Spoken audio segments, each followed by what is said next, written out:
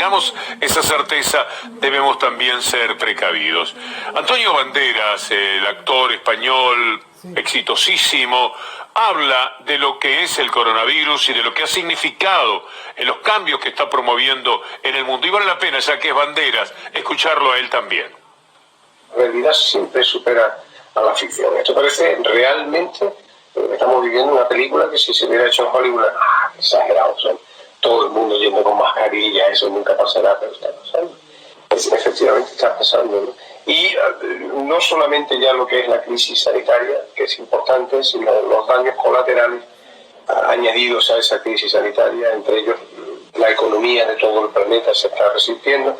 Al resentirse la economía, los trabajadores están sufriendo en sus propias carnes una segunda pandemia. Pero también ha habido algo interesante, ha habido un reseteo, yo creo, a nivel humanidad, una reflexión profunda sobre hacia dónde vamos, ¿no? Realmente, qué es lo que nos interesa, cuál es el planeta que nos interesa tener.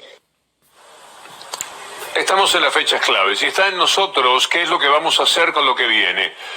Hubo que luchar contra los anticuarentenas, contra los medios de comunicación, hubo que hacer un gran esfuerzo.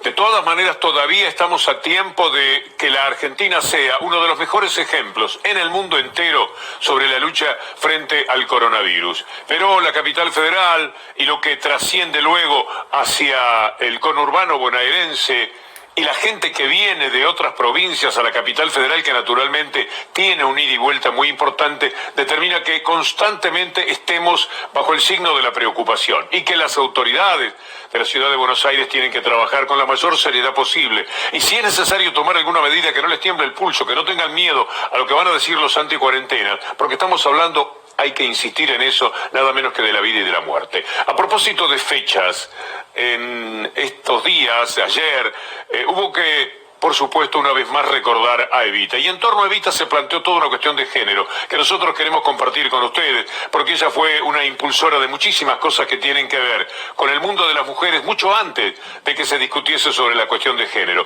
Pero en esas horas de ayer apareció algún título en Clarín por el asesinato de una niña de 19 años, que verdaderamente resultó inadmisible para toda la gente. Se trata de un título en el cual Clarín hablaba de el hecho de, por pregonar, una pregonera del Ni Una Menos fue asesinada. En las redes, al parecer, hubo una reacción muy, pero muy vigorosa, una alarma muy grande, porque hay cosas que no se pueden pasar, límites que hacen al decoro mínimo que las personas tienen que tener frente a la muerte de una joven, jugar con que era una pregonera del Ni Una Menos y le tocó morir justamente a esa pregonera del Ni Una Menos. Eso hizo Clarín en las horas de ayer. Por lo tanto, vale la pena que tomemos nota de cuántos enemigos en todos los temas se plantean desde ese lugar donde se sienten absolutamente impunes.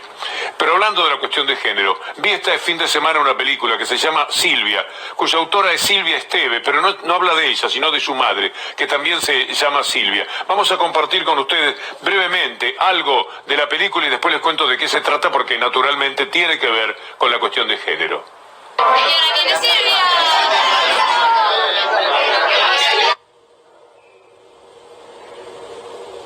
En los momentos de angustia en los que te consolaba, me repetías que nunca habías estado tan acertada en llamarme como vos, que era la única que realmente te entendía.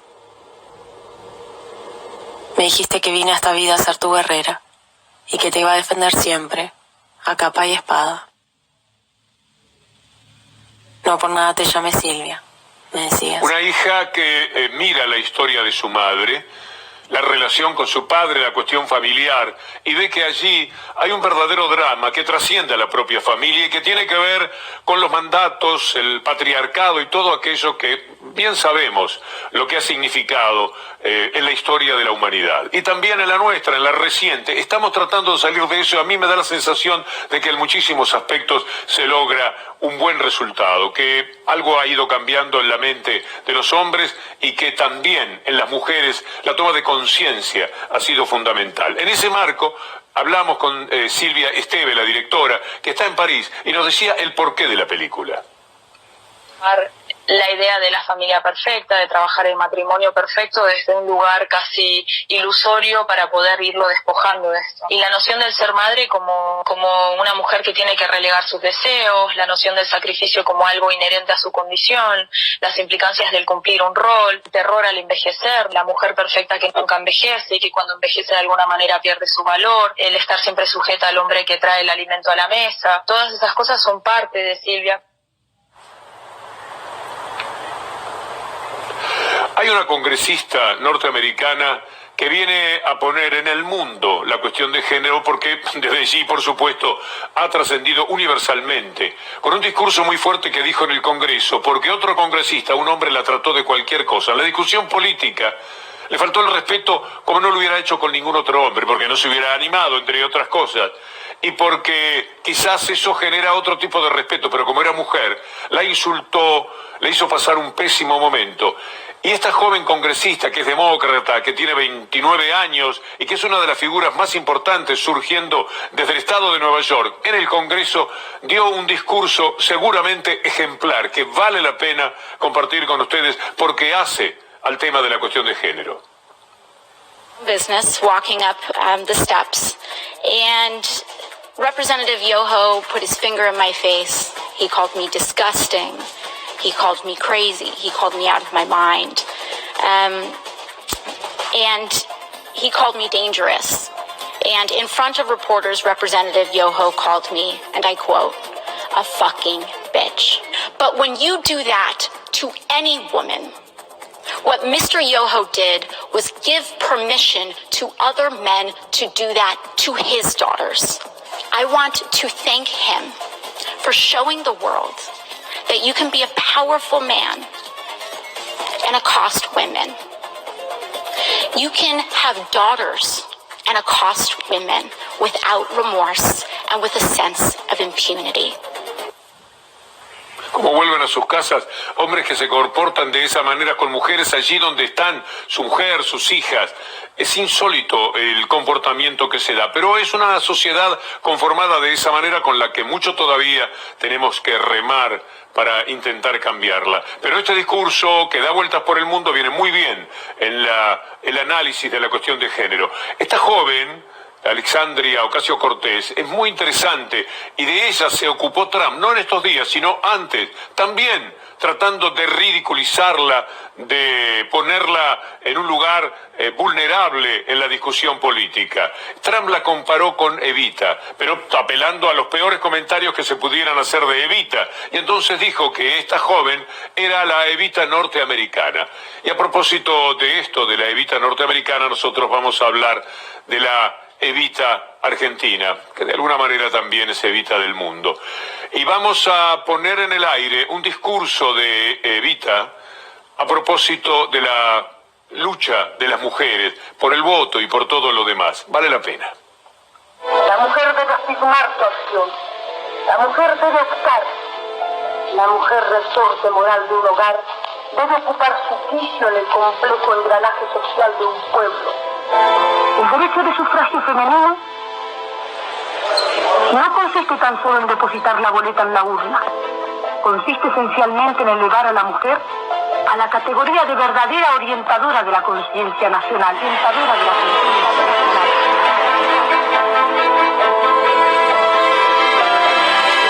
Quedamos en Evita mientras resuenan todavía esas palabras, dichas hace 70 años. Es decir, cuando la cuestión de género, la lucha de las mujeres era incipiente y eran muy pocas en todo el mundo las que se ocupaban de luchar por el rol y por el papel de las mujeres. Así que vale la pena. Y también compartir con ustedes estas imágenes, ahora en color, una preparación especial del funeral de Eva, para ver el dolor del pueblo.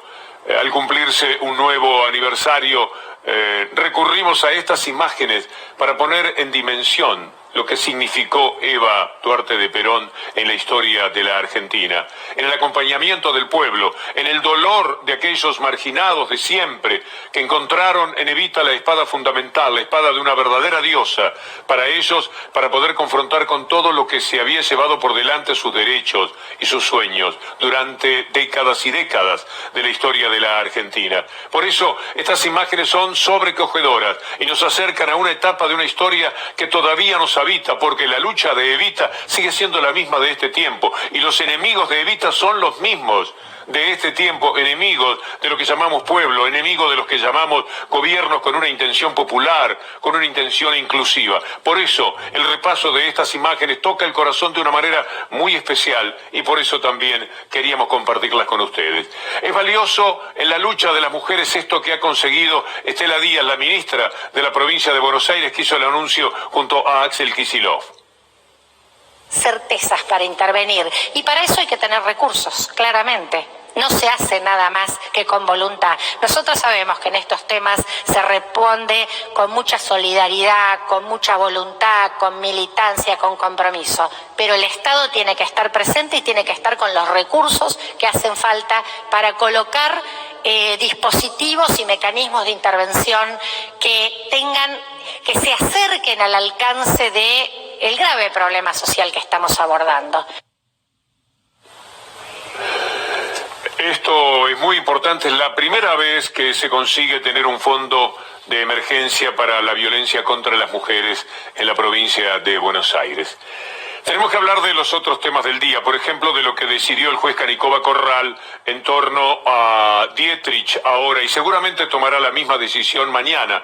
El miércoles termina su labor, por consiguiente va a dejar procesados a los 4 cómplices de Macri que determinaron una estafa, un robo colosal contra las arcas de la Argentina, contra el dinero que siempre se dice es el dinero de todos.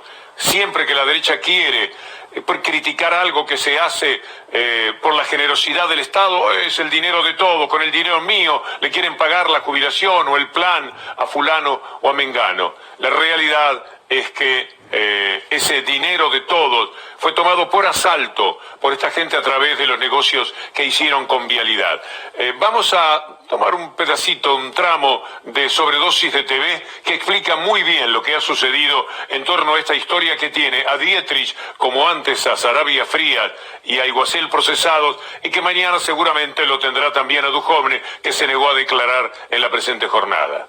Se pudo gobernar con honestidad y todos nos vamos a casa con la conciencia tranquila y las manos limpias. Primero en C5N, información de último momento. En la causa peajes procesaron a Sarabia y a Iguacel. Uno de los mayores escándalos del gobierno de Mauricio Macri. Pedido del presidente, del mismo ministro con el que trabajo, Dietrich, de hacer que desaparezca la corrupción en Argentina. Y citaron a indagatoria para viernes y lunes de la semana que viene a Guillermo Dietrich y a Nicolás Duhovne. Vialidad Nacional, que era una de las cajas de corrupción más grandes que había en Argentina, no hay más corrupción en Vialidad Nacional. Lo que hizo Guillermo Dietrich, por orden de Macri, por supuesto, fue extenderle 12 años a los dueños de la Barrerita la concesión sin licitación para seguir cobrándonos peajes en el acceso norte y en el acceso oeste, los 2 peajes más rentables de la Argentina. Vos hoy querés, por internet, o venís y te damos todos los que ofertan en todas las licitaciones. La obra que hoy estamos licitando de una manera transparente. Extenderle 12 años la concesión sin licitación. Extrañísimo. El titular de Vialidad en la época de Macri dijo: esto es porque yo soy testigo en otra causa. Yo estoy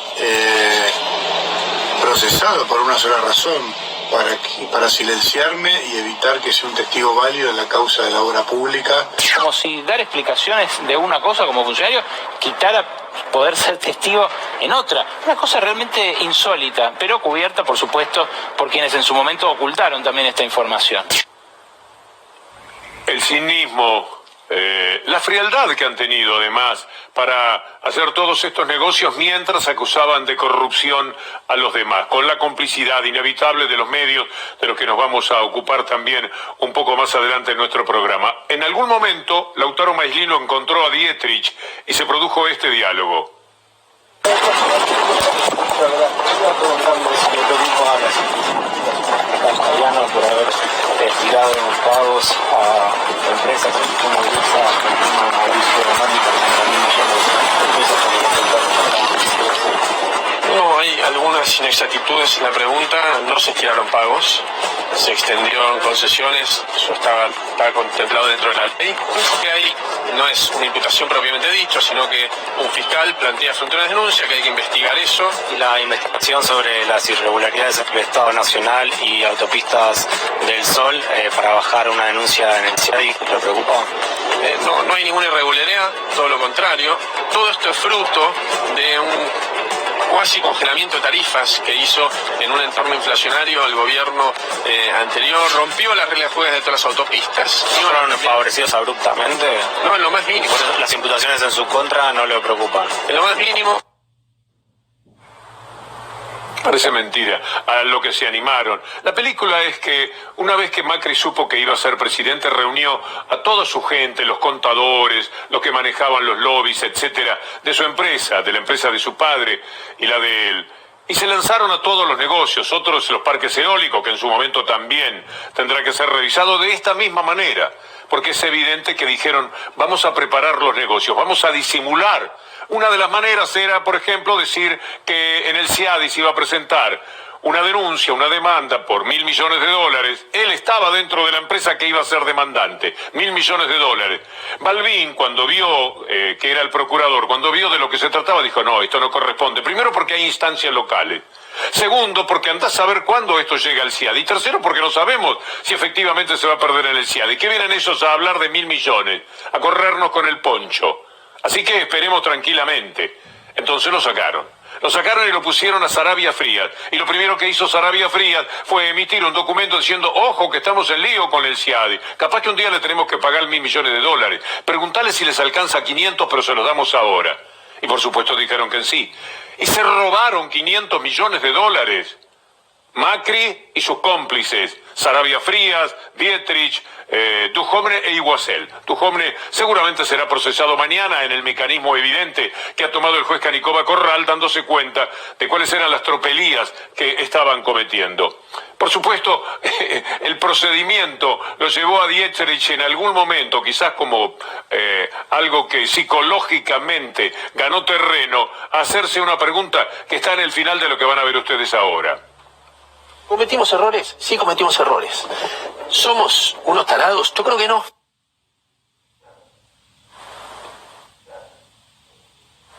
¿Cometimos errores? Sí, cometimos errores. ¿Somos unos tarados? Yo creo que no. Bueno, él se pregunta, ¿somos tarados? ¿Qué somos nosotros? Cuando lo vimos llegar en bicicleta el día que estaba el rey de España, con el casco, y tirarse poco menos entre los periodistas para que le hicieran una nota de canchero porque él hizo las bicisendas y demás, y entonces iba en bicicleta a ver el rey de España, uno pensaba que efectivamente sí, se comportaban como para que después tuvieran que hacerse la pregunta que acabamos de escuchar. Pero aquí hay una cosa muy seria, que es la corrupción de Macri y sus seguidores, amparada, por supuesto, por los medios de comunicación, y lo que han hecho con todas las denuncias que llevaron a cabo durante el mismo periodo para mantenernos distraídos. Toda vez que decían, fulano es corrupto, lo llevan a declarar, etcétera, en realidad lo que estaban haciendo era ocultando cómo ellos se robaban absolutamente todo lo que encontraban a su paso. Entonces vale la pena escuchar lo que dice Parrilli, mezclando con la reforma judicial, porque ellos juegan a que la reforma judicial es para ganar impunidad. Ellos quieren mantener a estos jueces, porque los pusieron antes para saber que de esta manera tenían impunidad, y están desesperados por saber que las cosas pueden llegar a cambiar, y que los jueces que ellos pusieron irregularmente no van a poder continuar, y esta semana, ojalá que así sea, vamos a tener un pronunciamiento al respecto. Oscar Parrilli. Diciendo que esta reforma judicial tiene que ver con terminar con la impunidad. La verdad que nada de eso. En realidad lo único que están buscando impunidad son ellos, porque ellos son los que están comenzando a ser juzgados en este momento. Macri y sus funcionarios y muchos de los que durante estos 4 años se dedicaron a saquear al Estado argentino. No solamente recordemos el caso de de los peajes que está siendo investigado, el caso de los parques eólicos, el caso del correo. Bueno, tenemos el hermano de un presidente que blanqueó 37 millones de dólares. Todos estos saqueos que hicieron al Estado argentino, ellos son los que van a hacer, y ellos son los que están buscando impunidad y quieren a toda costa que sean los jueces que ellos manejaron, que ellos condicionaron y que ellos nombraron los que los investigan. Senador, ¿cómo le va? La lucha es impiadosa y no dan un minuto de tregua. No es que no dan un día, ni un solo minuto, a través de los portales, en la insistencia de la información siempre sesgada o mentirosa. Se llevan todo por delante. Y en el Congreso una oposición desenfrenada, absurda, porque de verdad es que asustan con un comportamiento tan por afuera de los valores que ellos mismos dicen defender, de la República, la democracia y todo lo demás. No entender, por ejemplo, que hay mayorías y hay minorías. Algo claro en el funcionamiento de la democracia, no. Ellos quieren que en el Congreso las cosas se resuelvan como si estuvieran iguales, como si la gente los hubiera votado igualmente a ellos que a quienes están en el gobierno. Y de ahí se generó el otro día un curioso diálogo en el cual Cristina Fernández de Kirchner tenía que poner un poco en su lugar al senador Lustó. Irse en términos ofensivos a ningún senador. Lo acaba de comparar con un cómico. Sí, de la misma manera que él nos dice a nosotros desubicados. De la misma manera. Yo he sido minoría en este recinto. He sido minoría de uno, inclusive. He soportado cualquier cosa de ustedes, desde insultos, desde autorizar allanamientos, etcétera, etcétera. Es increíble que no puedan aceptar que son minoría y que aquí se manejan, aquí en cualquier parlamento del mundo, con la votación. Pero no alcanza con eso. Hay que decírselo a la señora vicepresidenta, al presidente Alberto Fernández. La pelea es a muerte de los que perdieron las elecciones el año pasado. No lo quieren reconocer, no lo pueden admitir. No está en sus cabezas. Haber perdido todos los privilegios que significaba el poder real, sumarle el poder político. Porque el poder político de verdad debe pensarse a favor de la gente, de lo que llamamos pueblo, y tiene que enfrentar a las corporaciones. Cuando ellos tuvieron el poder político se había terminado todo tipo de lucha y arrasaron con todo en la Argentina. Por eso aquello de la película Tierra Arrasada. Lo que está haciendo el periodismo es algo posiblemente nunca visto. No tiene parangón ni en la Argentina ni en el mundo. Pero ya no solo se trata de las mentiras, sino de a qué están jugando.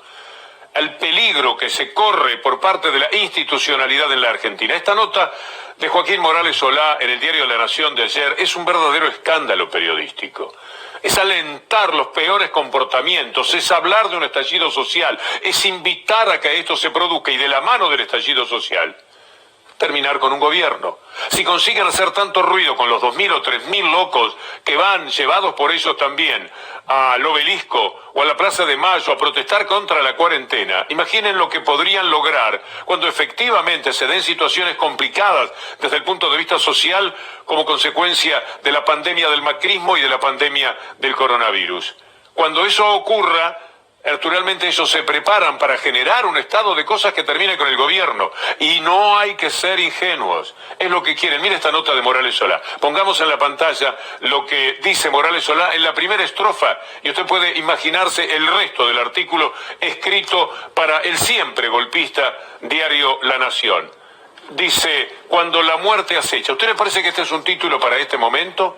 Cuando la muerte acecha. Nadie sabe nunca cómo empieza un estallido social. Asalto a supermercados, ya los hubo en otro tiempo. Un aumento exponencial de la violencia criminal, violencia exponencial. Un aumento exponencial de la violencia. Todo en una mezcla que lleva a imaginar que el recorrido tiene que ser hacia un estallido social que termine con el gobierno. A eso están jugando. La gente de Comuna, en comuna.net, escribió una nota en la cual hicieron un relevamiento de todo lo que vienen haciendo los diarios en estos días.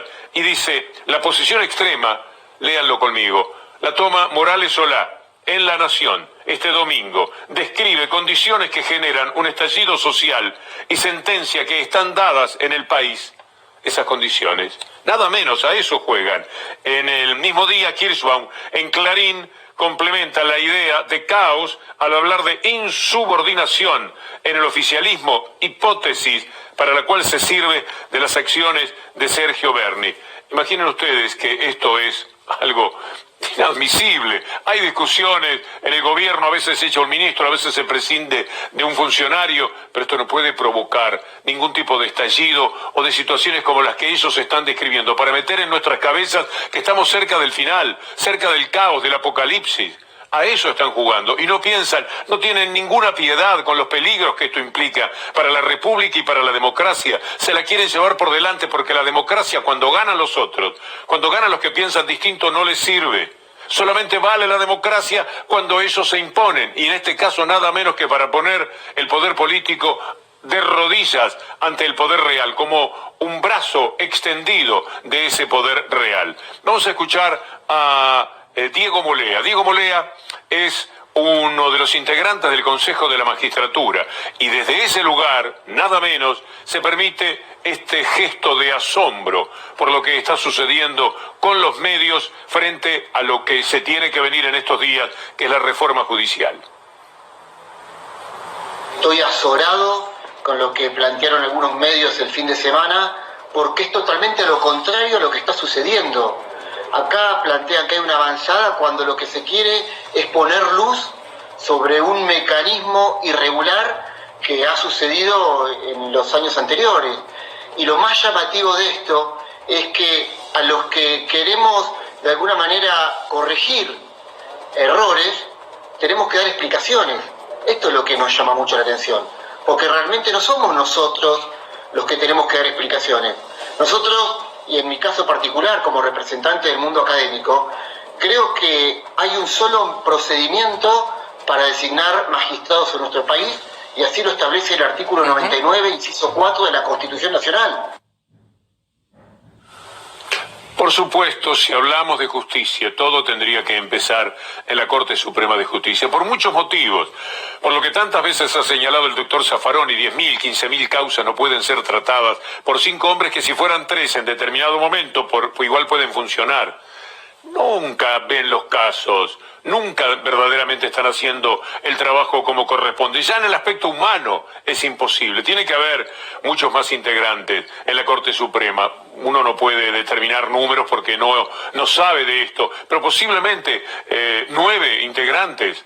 Tendrá que buscarse una solución para el trabajo de la Corte. Además de que, siendo más integrantes, se puede acotar el poder desarrollado por quienes llegaron entrando por la ventana, como el caso de Rosenkrantz y de Rossetti, o con los casos como el de Lorenzetti, que son hombres ya inútil para lo que uno puede soñar en materia de justicia, porque es un pobre rehén de los medios de comunicación. Entonces, la Corte debería ser el primer tema, y miren ustedes cómo trata el tema de la Corte en el año 2015 Clarín, cuando el gobierno de Cristina Fernández quería poner a un integrante, sumar porque faltaba a un integrante, era una embestida.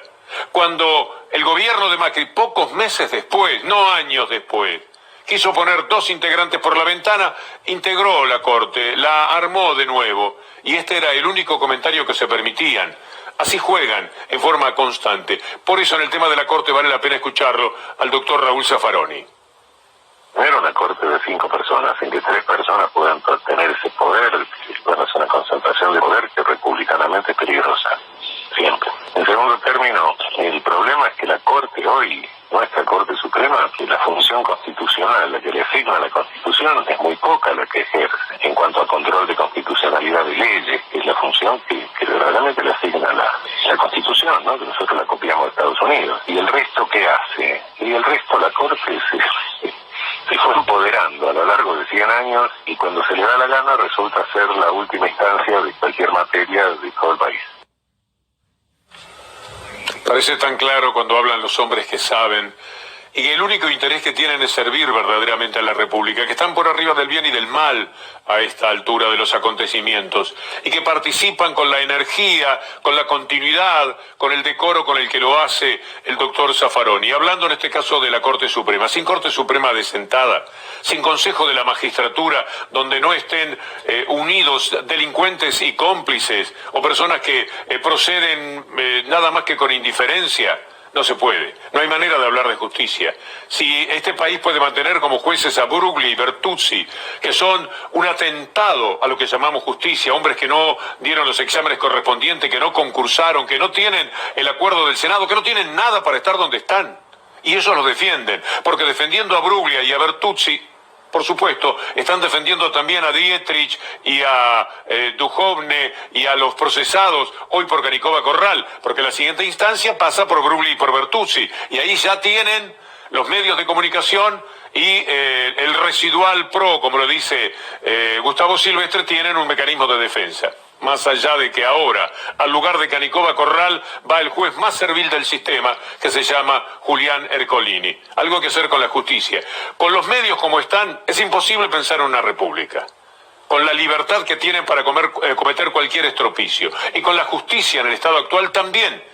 Es inviable una buena república. Por eso hay que tener mucha energía, mucho coraje y darle para adelante. Ellos no tienen piedad. Escriben todos los días cosas horribles sobre este gobierno. Se lo quieren llevar por delante, puesto en el peor momento que atraviesa la historia de la Argentina, a la salida del neoliberalismo y frente a un monstruo que no sabemos cómo combatirlo, que se llama coronavirus. Por eso el trabajo de ciudadano es cada día más importante. Gracias a Pablo Redal en el estudio, a Leandro Gabriele, a Juan Manuel García y por supuesto a los productores Julián Capazo y Anabela Sánchez. La seguimos mañana si Dios quiere. Pablo Dugan.